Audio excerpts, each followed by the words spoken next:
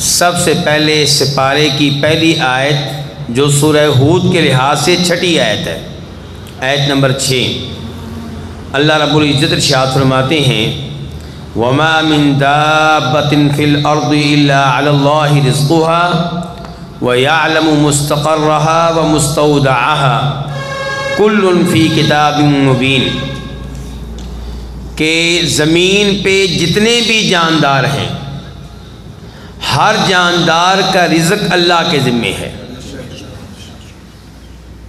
ہر ایک کو رزق دینے والا اللہ رب العزت ہے۔ لیکن اس کا یہ مطلب نہیں ہے کہ انسان گھر میں بیٹھا رہے اور کہے کہ مجھے محنت کرنے کی ضرورت نہیں ہے، کمانے کی ضرورت نہیں ہے، خود ہی رزق میرے پاس پہنچ جائے گا۔ رزق اللہ کے ذمے ہے، لیکن آپ نے کیسے لینا ہے، حرام کے ذریعے یا حلال کے ذریعے، یہ آپ پہ ہے۔ تو اللہ رب العزت نے رزق کا ذمہ یقیناً اٹھایا ہوا ہے، اس کے باوجود رزق کے لیے محنت کرنی چاہیے، کوشش کرنی چاہیے، اور کوشش کریں کہ آپ جو بھی لقمہ کھائیں وہ حلال کا ہو، حرام کا نہ ہو۔ یہاں پہ مجھے امام بخاری رحمہ اللہ کے والد محترم یاد آ گئے، ذرا توجہ سے یہ بات سنیے گا۔ امام بخاری رحمہ اللہ کے والد اسماعیل جب فوت ہو رہے تھے تو اس وقت ان کے یہ الفاظ تھے کہ میں اپنی اولاد کے لیے جو مال چھوڑ کے جا رہا ہوں اس میں 1 درہم بھی حرام کا نہیں ہے، بلکہ اس میں 1 بھی درہم ایسا نہیں ہے جس کے بارے میں مجھے شک ہو کہ حلال کا ہے کہ حرام کا۔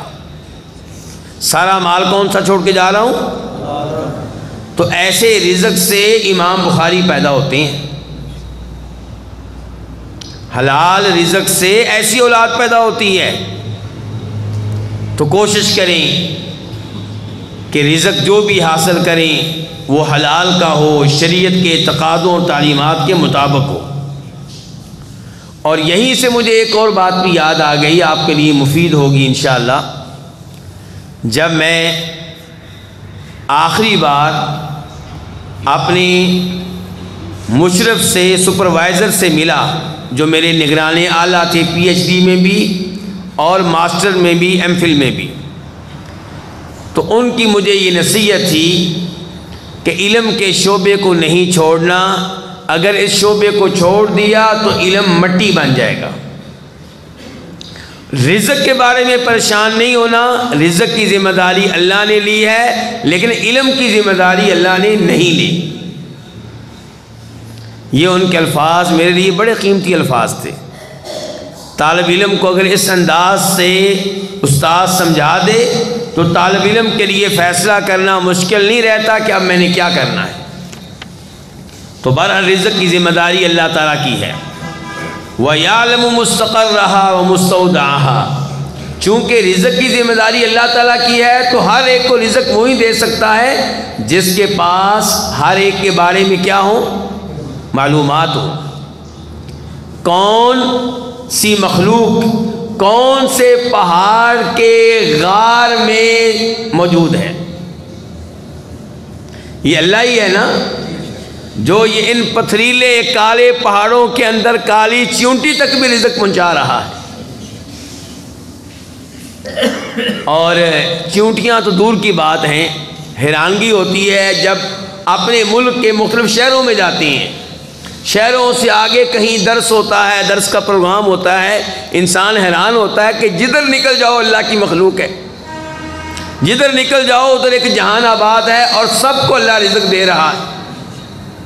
وَيَعْلَمُ مُسْتَقَرَّهَا وَمُسْتَوْدَعَهَا، اللہ جانتا ہے ہر ایک کے ٹھکانے کو، ہر ایک کی رہائش کو، ہر ایک کی اقامت گاہ کو، اور اللہ یہ بھی جانتا ہے کہ مستودعہا، کس زمین پہ اس کو دفن کیا جائے گا، یا دفن کرنے کی نوبت نہیں آئے گی تو کون سا جانور اس کو اپنے پیٹ میں لے لے گا۔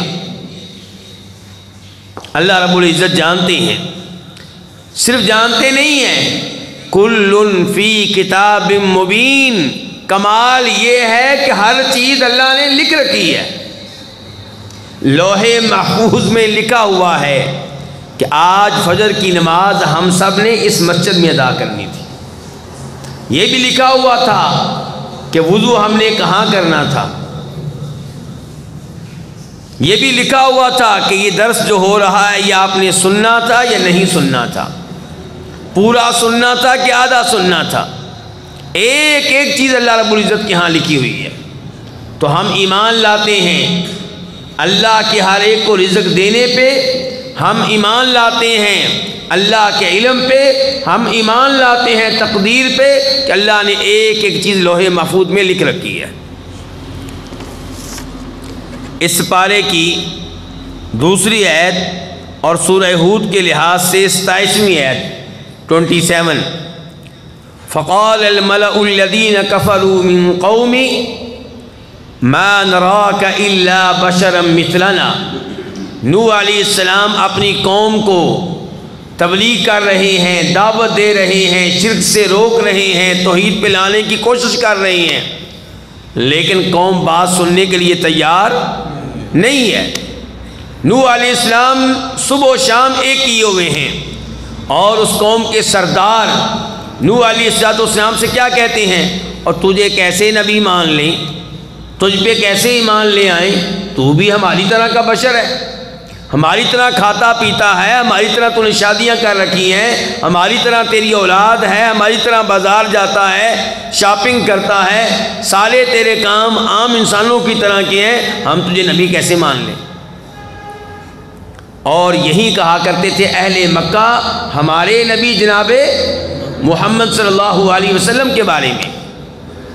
تو اس بارے میں صحیح عقیدہ کیا ہے کہ نبی جو ہوتے ہیں وہ انسانیت کے لحاظ سے انسان ہوتے ہیں، بشر ہوتے ہیں، لیکن شان اور مقام اور مرتبہ کے لحاظ سے سب سے اوپر ہوتے ہیں۔ تو ہمارے نبی علیہ السلام تمام انسانوں میں سب سے افضل، سب سے اعلیٰ، سب سے مقدس، سب سے محترم، اور نوح علیہ السلام اپنے زمانے کے لحاظ سے سب سے افضل تھے۔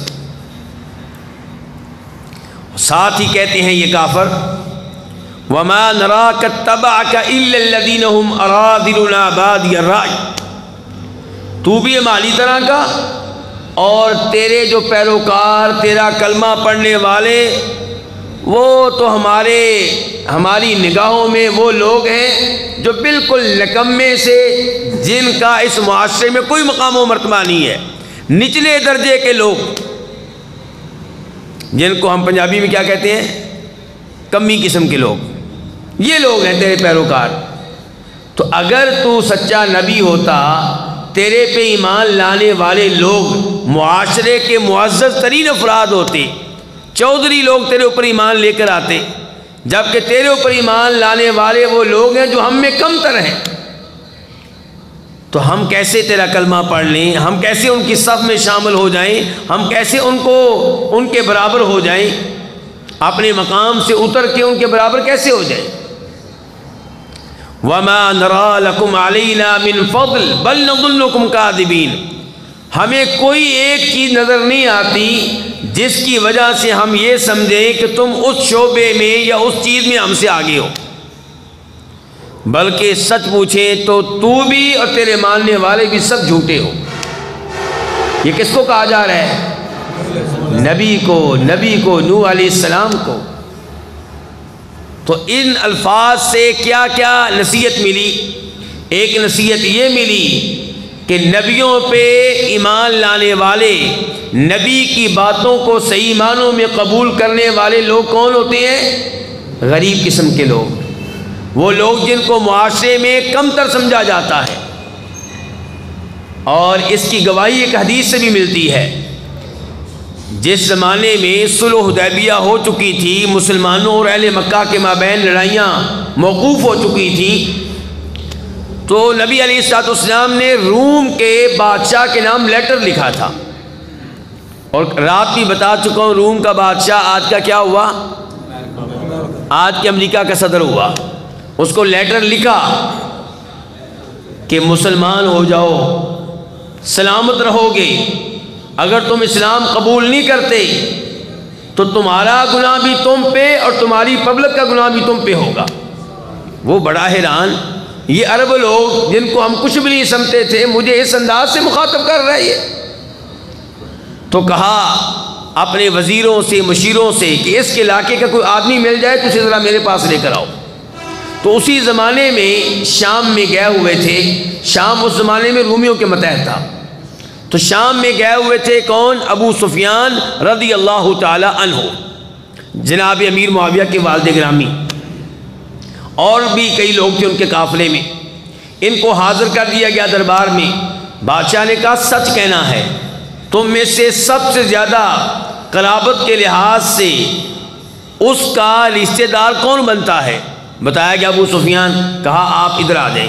باقی لوگوں سے کہا گیا اس کے پیچھے کھڑے ہو جاؤ، اگر یہ جھوٹ کہے تو تم نے مجھے اشارہ کر دینا ہے۔ تو اس نے کئی سوال کیے، لیکن ایک سوال یہ تھا کہ یہ بتاؤ کہ یہ جو شخص ہے کون؟ محمد صلی اللہ علیہ وسلم۔ اس نے تو نبی نہیں کہنا تھا نا، اور صلی اللہ علیہ وسلم بھی اس نے نہیں کہنا تھا، وہ تو میں اور آپ کہہ رہے ہیں نا۔ کہا یہ جو شخص ہے جس نے مجھے لیٹر لکھا ہے، اس پہ ایمان لانے والے، اس کا کلمہ پڑھنے والے کیسے لوگ ہیں؟ معاشرے کے معزز ترین لوگ یا وہ لوگ جن کو اس معاشرے میں کم تر سمجھا جاتا ہے؟ تو ابو سفیان نے کہا تھا وہ لوگ جو ہماری نگاہوں میں کم تر ہیں، جن کی ہماری نگاہوں میں کوئی حیثیت نہیں ہے، وہ عام طور پہ اس پہ ایمان لائے ہیں۔ تو ابو سفیان سے سوالات کیے گئے، ابو سفیان جواب دیتے رہے، آخر میں بادشاہ نے تبصرہ کیا تھا، اور جب اس سوال پہ پہنچا تھا، اس جواب پہ پہنچا تھا، اس نے کہا تھا کہ تو نے کہا ہے کہ اس پہ ایمان لانے والے لوگ وہ ہیں جو معاشرے کے کمتر لوگ ہیں، بالکل نبیوں کے ساتھ یہی کچھ ہوا کرتا ہے، شروع میں ان پہ ایمان لانے والے وہی لوگ ہوتے ہیں جو معاشرے کے کمتر لوگ ہوتے ہیں۔ اور آج بھی اللہ کے فضل و کرم سے دین کی خدمت کرنے والے اس ملک میں توحید کو جو لوگ زندہ رکھے ہوئے ہیں، قرآن کی تعلیمات کو زندہ رکھے ہوئے ہیں، وہ آپ کے امیر ترین سیاستدانوں کے بیٹے نہیں ہیں، وہ آپ کے کروڑ پتیوں کے بچے نہیں ہیں، وہ آپ کے ارب پتیوں کے بچے نہیں ہیں، بلکہ ان لوگوں کے بچے ہیں جن کے گھر میں بڑی مشکل سے 2 ٹائم کا کھانا تیار ہوتا ہے۔ لیکن یہ تو اللہ کی شان ہے نا، جس سے چاہے دین کا کام لے لے، یہ تو اللہ کی شان ہے جس سے چاہے قرآن و حدیث کی خدمت کا کام لے لے۔ اور اس آیت سے یہ بھی پتہ چلا کہ انبیاء کرام علیہم الصلوۃ والسلام کو کیسے کیسے تانے دیے گئے، کیسے کیسے تنگ کیا گیا۔ نوح علیہ السلام کو کیا کہا جا رہا ہے؟ تو ہماری طرح کا بشر ہے۔ کبھی کہا جا رہا ہے تیرے ماننے والے کمتر لوگ ہیں، کبھی کہا جا رہا ہے کوئی ایک چیز نہیں ہے جس میں تو ہم سے بہتر ہو، اور کبھی کہا جا رہا ہے تو ہے ہی جھوٹا۔ تو اللہ کے نبیوں نے یہ باتیں سن کے اپنی فیلڈ کو چھوڑا، تبلیغ کو ترک کیا؟ نہیں میرے بھائی، سبق ہے میرے لیے اور آپ کے لیے، اپنے رشتہ داروں کو تبلیغ کرتے رہیں، ان کے تانے سنتے رہیں۔ جب آپ تبلیغ کریں گے وہ آپ کو تانا دیں گے آپ کے باپ کا، وہ ہمیں سمجھاتا ہے پہلے اپنے باپ کو تو سمجھا، ہمیں سمجھاتا ہے پہلے اپنی ماں کو سمجھا، تیری ماں یہ کام کرتی ہے۔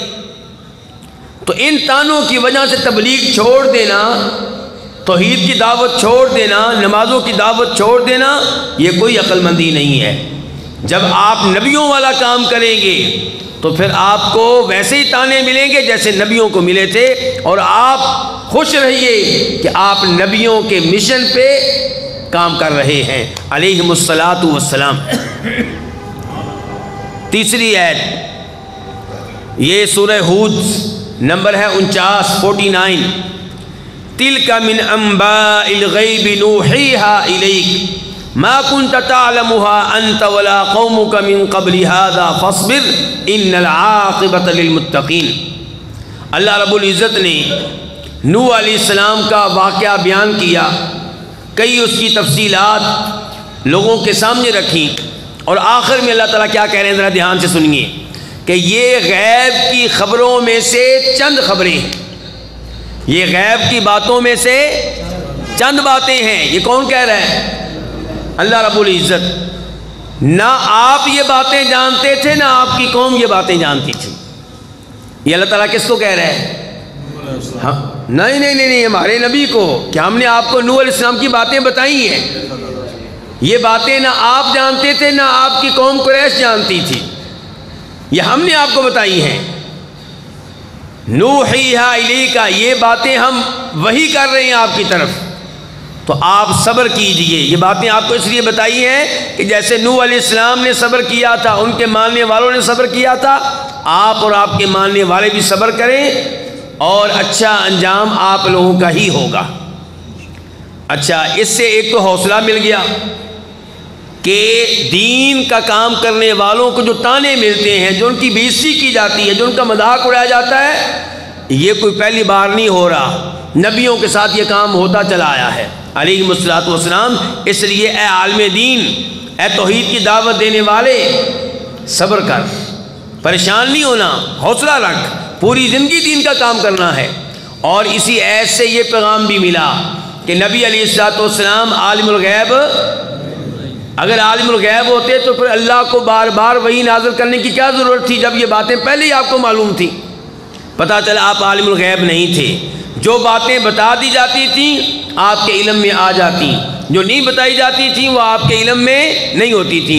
اس میں کوئی شک و شبہ نہیں ہے کہ غیب کی بہت سی باتیں آپ کو بتائی گئی ہیں، لیکن جو نہیں بتائی گئی وہ بے شمار لا تعداد، اور جو بتائی گئی ہیں انہیں شمار کیا جا سکتا ہے. اس کے بعد آیت نمبر 69 اللہ تعالیٰ فرماتے ہیں وَلَقَدْ جَاءَتْ رُسُلُنَا إِبْرَاهِيمَ بِالْبُشْرَى قَالُوا سَلَامًا قَالَ سَلَامٌ فَمَا لَبِثَ أَنْ جَاءَ بِعِجْلٍ حَنِيذٍ. ہمارے بھیجے ہوئے فرشتے ابراہیم علیہ السلام کے پاس پہنچے، کس مقصد کے لیے؟ خوشخبری لے کر. کیا خوشخبری؟ کہ ہم اس بڑھاپے میں آپ کو دینے والے ہیں بیٹا، نام کیا ہوگا؟ اسحاق. اور ساتھ ہی خوشخبری یہ بھی لے لیں کہ اسحاق کی شادی ہوگی اور اسحاق کی بھی اولاد ہوگی، اس میں سے بچہ پیدا ہوگا یعقوب. تو آپ کو ابھی سے بیٹے کی اور پوتے کی ہم کیا دے رہے ہیں؟ خوشخبری دے رہے ہیں. خوشخبری لے کر کون آئے ہیں؟ فرشتے. لیکن ابراہیم علیہ السلام کو پتہ نہیں چلا کہ یہ فرشتے ہیں، کیونکہ وہ کس شکل میں آئے تھے؟ انسانی شکل میں. آ کے سلام کہا، ابراہیم علیہ السلام نے سلام کا جواب دیا. اور میرے بھائیوں، نبی علیہ السلام فرماتے ہیں اگر تم سے کوئی آدمی کسی موضوع پہ گفتگو کرے، کوئی بات کرے، لیکن سلام نہ کہے، اس کی بات کا جواب ہی نہ دو. تو مسلمان سے گفتگو کا آغاز کس سے ہونا چاہیے؟ سلام سے. سلام کو میرے بھائیوں اپنے گھروں میں عام کریں، اپنے بچوں کو سلام کہنے کی عادت ڈالیں. اس کے بعد ابراہیم علیہ السلام سلام کا جواب دینے کے بعد جلدی سے گئے اور ان کے لیے بھون کر لے آئے کیا؟ بچڑے کا گوشت. مہمان نوازی کا پیغام ملا. اس سے ایسے کیا پیغام مل رہا ہے؟ مہمان نوازی. اپنی حیثیت کے مطابق جو بھی مہمان آپ کے پاس آئیں ان کی خدمت کریں. فَلَمَّا رَأَىٰ أَيْدِيَهُمْ لَا تَصِلُ إِلَيْهِ نَكِرَهُمْ. ابراہیم علیہ السلام نے دیکھا کہ میں نے ان کے لیے گوشت رکھا ہے اور یہ گوشت میں کوئی دلچسپی نہیں لے رہے، اپنا ہاتھ ہی نہیں اٹھا رہے، دیکھ ہی نہیں رہے اس کی طرف. نَكِرَهُمْ. اب ابراہیم علیہ السلام نے ان کو اجنبی جانا اور ڈر محسوس کرنے لگے. یہ قرآن کے الفاظ ہیں وَأَوْجَسَ مِنْهُمْ خِيفَةً، کہ ابراہیم علیہ السلام ان سے ڈرنے لگے. اگر ابراہیم علیہ السلام کو پتہ ہوتا کہ یہ فرشتے ہیں تو کیا ان سے ڈرتے؟ وہ سمجھ رہے تھے کہ یہ انسان ہیں، اسی لیے گوشت لے کر آئے ہیں. فرشتے تو کھانا نہیں کھاتے. ابراہیم علیہ السلام کا ان کے لیے گوشت لے کر آنا اور ان سے ڈرنا اس بات کی دلیل ہے کہ ابراہیم علیہ السلام بھی عالم الغیب نہیں تھے. انہوں نے کہا آگے سے لا تخف، ابراہیم ڈرو نہیں. انا ارسلنا الی قوم لوط، آپ کو ڈرنے کی ضرورت نہیں ہے. ہم اصل میں اس لیے آئے ہیں کہ لوط علیہ السلام کی قوم کا علاج کرنا ہے. انہوں نے لوط علیہ السلام کو بڑا تنگ کر لیا ہے، تو ان سے پہلے آپ کے پاس حاضر ہوئے ہیں خوشخبری دینے کے لیے. تو ان دو آیتوں سے ہمیں بہت سی نصیحتیں مل گئی ہیں. اب اگلی آیت کی طرف چلیے. وَلَمَّا جَاءَتْ رُسُلُنَا لُوطًا سِيءَ بِهِمْ وَضَاقَ بِهِمْ ذَرْعًا وَقَالَ هَذَا يَوْمٌ عَصِيبٌ. فرشتے انسانی شکل میں لوط علیہ السلام کی قوم کے پاس پہنچ گئے ہیں. لوط علیہ السلام کے گھر کی طرف جا رہے ہیں، اور لوط علیہ السلام کی قوم کو بڑی گندی عادت پڑی ہوئی تھی، مردوں کا مردوں سے تعلق قائم کرنا. یہ لواطت، یہ گندی عادت اس قوم کو پڑی ہوئی تھی. انہوں نے جب دیکھے اتنے خوبصورت انسان، اتنے خوبصورت نوجوان، وہ تو بڑے جوش و خروش سے آئے. اب لوط علیہ السلام نے جب دیکھا کہ میرے پاس جو نوجوان آئے ہیں یہ تو بڑے پیارے ہیں، خوبصورت ہیں، اور میری قوم بڑی گندی ہے، لوط علیہ السلام مہمانوں کو دیکھ کے خوش نہیں ہوئے بلکہ پریشان ہو گئے. پریشان اس لیے نہیں ہوئے کہ مجھے خدمت کرنا پڑے گی، پریشان اس لیے ہوئے کہ میری قوم تو بڑی گندی قوم ہے، میں ان کا دفاع کیسے کروں گا، ان کو کیسے اپنی قوم سے بچاؤں گا. قرآن کے الفاظ ہیں سی ابیہم، ان کو دیکھ کے مغموم ہو گئے، پریشان ہو گئے. وذاق بہم ذرعا، دل تنگ ہونے لگا اور کہنے لگے ھذا یوم عصیب، آج کا دن میرے لیے بڑا مشکل دن ہے. میرا سوال آپ لوگوں سے یہ ہے، لوط علیہ السلام کیوں پریشان ہوئے؟ اس لیے کہ پہچان نہیں سکے کہ یہ جو انسان ہیں دراصل فرشتے ہیں. پتہ چلا کہ لوط علیہ السلام بھی عالم الغیب نہیں تھے، اور پتہ چلا کہ انبیاء کرام علیہم السلام بھی پریشان ہوا کرتے تھے. اچھا بھی یہاں پہ ایک بات ہے، بڑی اہم بات، ذرا سن کر جائیے گا. ہمارے دوست وہ کہتے ہیں کہ انبیاء کرام علیہم السلام عالم الغیب تھے، یعنی کہ ہر چیز جانتے تھے. ہم کہتے ہیں ہر چیز نہیں جانتے تھے، ہر چیز اللہ جانتا ہے. البتہ نبیوں کے پاس کئی غیبی باتیں تھیں، اللہ نے ان کو کئی غیبی باتیں بتائی ہیں. اچھا اب وہ کہتے ہیں کہ شان ہم بیان کر رہے ہیں، تم توہین کرتے ہو.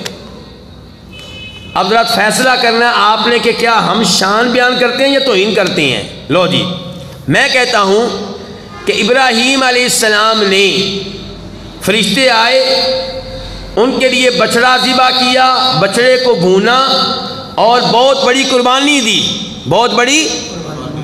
اور ہمارے دوست کہتے ہیں کہ وہ عالم الغیب تھے، ان کے پہلے ہی جانتے تھے کہ یہ فرشتے ہیں، یہ گوشت نہیں کھاتے.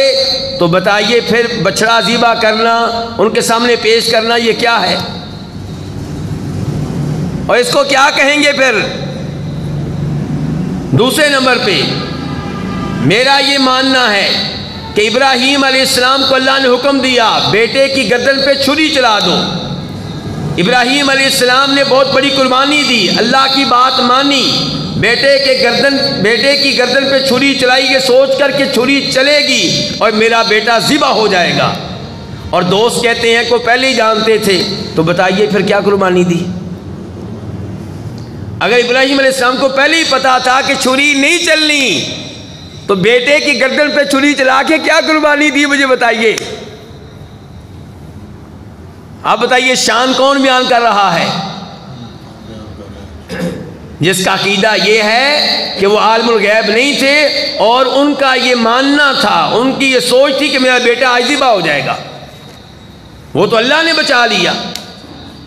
میرا عقیدہ یہ ہے کہ ابراہیم علیہ السلام کو توحید بیان کرنے کے جرم میں آگ میں ڈالا گیا، اور وہ سوچ رہے تھے کہ آگ مجھے جلا دے گی. اللہ سے مدد مانگ رہے تھے، دعائیں کر رہے تھے، حسبنا اللہ و نعم الوکیل پڑھ رہے تھے کہ اللہ ہی میرے لیے کافی ہے، اور آگ کا خطرہ تھا کہ آگ جلا دے گی. اور دوست کہتے ہیں کہ وہ عالم الغیب تھے، اس کا مطلب ہے ان کو پتا تھا آگ مجھے جلائے گی نہیں، کوئی ٹینشن ہی نہیں ہے. پھر کیا قربانی دی؟ تو یہاں سے آپ اندازہ کر سکتے ہیں کہ کون شان بیان کر رہا ہے اور کس کے عقیدے کی وجہ سے شان میں کمی واقع ہوتی ہے. ان کا ارادہ نہیں ہے شان میں کمی کرنے کا، لیکن نتیجہ یہ نکلتا ہے.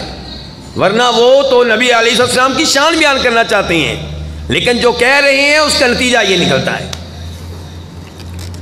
آگے چلیے، یہ آیت نمبر ہے 146. 14 वअक़िमिस्सलाता तरफ़यिन्नहारी वज़ुलफ़म मिनल्लैली इन्नल हसनात युज़हिबनस्सय्यिआत। नमाज कायम कीजिए दिन के दोनों किनारों में। दिन का पहला किनारा कौन सा होता है जी? सुबह। दूसरा किनारा ज़वाल के बाद। पहला ज़वाल से पहले, दूसरा ज़वाल के बाद। ज़वाल से पहले पढ़ी जाती है फजर की नमाज और ज़वाल के बाद पढ़ी जाती हैं ज़ोहर और असर की नमाज़ें। वज़ुलफ़म मिनल्लैली, और रात की तरीकियों में भी नमाज पढ़िए, यानी कि मगरिब और इशा की। नमाज की बड़ी अहमियत है और अल्लाह ने ये नहीं कहा कि नमाज पढ़िए, अल्लाह ने कहा अक़िम, नमाज कायम कीजिए। कायम करने का मतलब ये है कि उसके लिए अजान दी जाए, उसके लिए वुदू किया जाए, उसके लिए किबला रुख हुआ जाए, उसके लिए लिबास का एहतमाम किया जाए। इन तमाम उमूर का एहतमाम करके नमाज पढ़ना, इसको कहते हैं नमाज कायम करना। इन्नल हसनात युज़हिबनस्सय्यिआत, बेशक नेकियां गुनाहों को ख़त्म कर देती हैं। और मेरे और आपके बड़े गुनाह हैं, कैसे ख़त्म होंगे? नेकियां करने से, नमाज़ें पढ़ने से, रोज़े रखने से।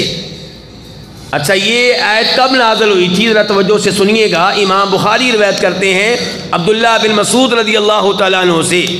बेटा किस साहबी का नाम लिया मैंने? अहसन था, बहुत अच्छे, अब्दुल्लाह बिन मसूद। मैं वैसे चाहता हूँ कि कल से कोई अल्लाह का बंदा ना इधर 50-50 या 100 रुपए के 4-5 इनाम रख दिया करे। एक अल्लाह का बंदा, आपको पता है, सबको मिठाई खिला रहा है। रात को तरावी के बाद, 4 तरावी के बाद वो सबको मिठाई खिला रहा है। अल्लाह उसके रिज़्क़ में बरकतें डाले। आपको और अल्लाह का बंदा मिल जाए जो इनाम यहाँ रख दिया करे, 50-50 रुपए, 100 रुपए जो दिए जा सकें उनको, जो जवाब दें। ये लो बेटा, शाबाश, अब जागते रहना, अब सोना नहीं है, ठीक है? तो इन्नल हसनात युज़हिबनस्सय्यिआत, रात को मेरे अपने बेटे ने 2 जवाब दिए थे, उसको इनाम मैंने घर में जाके दे दिया था, ठीक है? तो इन्नल हसनात युज़हिबनस्सय्यिआत, नेकियां गुनाहों को ले जाती हैं। अब्दुल्लाह बिन मसूद कहते हैं कि नबी अलैहिस्सलाम के पास एक आदमी आया और उसने कहा, अल्लाह के रसूल, मुझसे गलती हो गई है। क्या गलती हो गई है? मैंने एक गैर औरत को बोसा दे दिया है। तो अब ये गुनाहों का बोझ उस सहाबी के सर के ऊपर है। सहाबी परेशान हैं, कहना चाहते हैं, अल्लाह के रसूल, मुझे पाक कीजिए, ये कि जो सज़ा बनती है मुझे दीजिए। तो आप अलैहिस्सलाम ने कहा, मेरे सहाबी, तूने नमाज हमारे साथ पढ़ी है? कहने लगे, जी हाँ। तो आपने कहा, तेरे लिए खुशखबरी है कि इन्नल हसनात युज़हिबनस्सय्यिआत, कि नेकियां करने से गुनाह ख़त्म हो जाते हैं। सहाबी ने कहा, अल्लाह के रसूल सल्लल्लाहु अलैहि वसल्लम, ये बशारत, ये खुशखबरी सिर्फ मेरे लिए है या सब के लिए है? फरमाया, ली जमी उम्मती कुल्लिहिम, ये खुशखबरी तमाम लोगों के लिए है। तो मेरे भाइयों, मुझसे आपसे बड़े गुनाह हो चुके। अब रमज़ान का महीना है, खूब तिलावतें कीजिए, सदका खैरात कीजिए, क़ियामुल लैल का एहतमाम कीजिए, तरावी का एहतमाम कीजिए, इल्म लीजिए, तर्जुमा पढ़िए, अस्कार कीजिए और अपने गुनाहों को ख़त्म कर डालिए। उसके बाद आगाज़ होता है सूरह यूसुफ का, और सूरह यूसुफ की तकरीबन 3 आयतें मैं आपके सामने रखूँगा। पहले ही बता दिया कितनी आयतें रखूँगा? 3। सूरह यूसुफ की पहली आयत वो रखूँगा जिसका नंबर है 9। अल्लाह ताला फरमाते हैं, उक़्तुलू यूसुफ अवितरहूहु अर्ज़न यख़्लु लकुम वजहु अबीकुम व तकूनू मिन बादिही क़ौमन सालिहीन। ध्यान से सुनिए, शैतान कैसे हमें फंसाता है, कैसे हमसे गुनाह करवाता है, कैसे हमसे बंदा मरवा देता है, कत्ल करवा देता है, कैसे हमें बदकारी में मुब्तला कर देता है। उसका अंदाज देखिए, हमला करने का, वसवसे डालने का। ये कह रहे हैं, यूसुफ अलैहिस्सलाम के भाई आपस में मीटिंग कर रहे हैं कि यूसुफ का कोई इलाज होना चाहिए। हमारे अब्बू इससे बड़ी मोहब्बत करते हैं, बड़ा प्यार करते हैं। ये इसके पीछे क्या है? हसद। इसके पीछे क्या है? और मेरे भाइयों, किसी से हसद ना किया करें। जिसको रिज़्क़ दे रहा है, अल्लाह दे रहा है, क्यों हसद करते हैं? उसको देख के कहे माशाअल्लाह। जिसके जवान बेटे हैं, खूबसूरत बेटा है, कहें माशाअल्लाह तबारकल्लाह। बोलिए क्या कहना है? माशाअल्लाह तबारकल्लाह। अपनी बेगम को भी समझाएं, आपकी बेगम कई बच्चों को नज़र लगा के आती है, تو اس کو عادت ڈالیں گے لفظ کہنے کی. جس کے بچے دیکھے کیا کہے؟ ماشاءاللہ تبارک اللہ. یہ الفاظ یاد کریں. کسی کی دکان اچھی چل رہی ہے, کسی کی فیکٹری اچھی چل رہی ہے, کسی کو اللہ نے قد دیا ہے, حسن و جمال دیا ہے, تو کیا کہیں اس کو دیکھ کے؟ ماشاءاللہ تبارک اللہ. لیکن یہاں پہ حسد ہے. یوسف علیہ السلام کے بھائی سگے اپنے بھائی سے حسد کر رہے ہیں اور کہتے ہیں کہ باپ کی محبت حاصل کرنے کا ایک ہی طریقہ ہے کہ یوسف کو سائڈ پہ کرو. کیسے سائڈ پہ کریں؟ یا اس کو قتل کر دو یا کسی زمین پہ پھینک آؤ. پھینک آئیں گے تو تب بھی وہ مر ہی جائے گا. ان کا مطلب یہ تھا, وہ کہنا یہ چاہتے تھے. یوسف علیہ السلام کو قتل کرنے کے منصوبے, قرآن کے الفاظ ہیں اقتلوا, قتل کر دو. فائدہ کیا ہوگا؟ یخل لکم وجہ ابیکم, پھر تمہارے باپ کی ساری توجہ صرف تمہارے لیے ہوگی. اور ظالموں نے یہ نہیں سوچا کہ وہ باپ جو اتنا پیار کرتا ہے یوسف علیہ السلام سے, جب یوسف نظر نہیں آئے گا تو اس کا حال کیا ہوگا, اس کا بنے گا کیا, اس کی زندگی کیسے گزرے گی, اس کی صحت باقی رہے گی کہ نہیں رہے گی. اور یہ نہیں سوچا ہمارا وہ بھائی, اس کے اوپر ظلم کیوں کر رہے ہیں, اس کا قصور کیا ہے. اچھا, شیطان نے پھر تسلی کیا دی تھی؟ کہا تھا وَتَكُونُوا مِن بَعْدِهِ قَوْمًا صَالِحِينَ, ایک بندہ ہی مارنا ہے نا, اس کے بعد توبہ کر لینا, آئندہ پوری زندگی نمازیں پڑھتے رہنا, تلاوتیں کرتے رہنا, صدقہ خیرات کرتے رہنا, اللہ راضی ہو جائے گا. اللہ کیا ہو جائے گا؟ یہ ایسے گناہ کرواتا ہے شیطان ہم سے. اچھا, کیا گارنٹی ہے جی توبہ کرنے کا موقع ملے گا؟ ہو سکتا ہے گناہ کرتے ہوئے موت آ جائے. تو شیطان کے وسوسوں سے بچیے. اور جب شیطان ذہن میں ایسے منصوبے ڈالے کہ اس کو قتل کر دو, اس کا یہ کر دو, اس کی دکان کو آگ لگا دو, کون سا کوئی دیکھ رہا ہے, تو فوراً اعوذ باللہ من الشیطان الرجیم 3 دفعہ پڑھ کے اپنی بائیں جانب پھونکیں اور اللہ سے مدد مانگیں, یا اللہ مجھے اس گناہ سے بچا لے. اس کے بعد سورہ یوسف کی آیت نمبر 26 اور 27, قال ہی راودتنی عن نفسی وشہد شاہد من اہلہا, کہ عزیز مصر کا بادشاہ عزیز مصر, اس کی وائف نے, عزیز مصر کی وائف کا نام کیا تھا بلا؟ ہاں, یہ آپ کو آتا ہے, مجھے نہیں آتا ویسے اس کے بیوی کا نام کیا تھا, لیکن آپ کو آتا ہے. میرے بھائیو, یہ وہ معلومات ہیں جو غیر مستند ہیں, جن کا کوئی اعتبار نہیں ہے. یہ یہودیوں عیسائیوں کی کتابوں سے لی گئی معلومات ہیں اور ہم ان کے معلومات کے اوپر یقین نہیں کر سکتے. بس ہم کہیں گے عزیز مصر کی بیوی نے یوسف علیہ السلام کو خراب کرنے کی کوشش کی, ورغلانے کی کوشش کی, ان کے ساتھ گناہ کرنے کی کوشش کی, اور یوسف علیہ السلام نے بچنے کی ہر ممکن کوشش کی.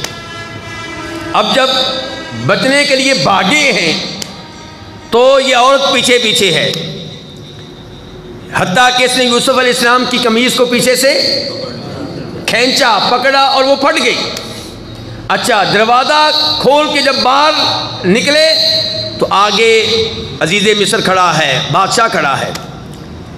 اب عورتوں کے وار دیکھیں, شرم و حیا کی مالک جو عورتیں ہیں, میں ان کی بات نہیں کر رہا, اللہ کا شکر ادا کیا کریں کہ اللہ نے میرے اور آپ کے گھروں میں ایسی عورتیں رکھی ہیں, ایسی عورتیں ہمیں دی ہیں, ایسی بیویاں دی ہیں جو شرم و حیا کی مالک ہیں.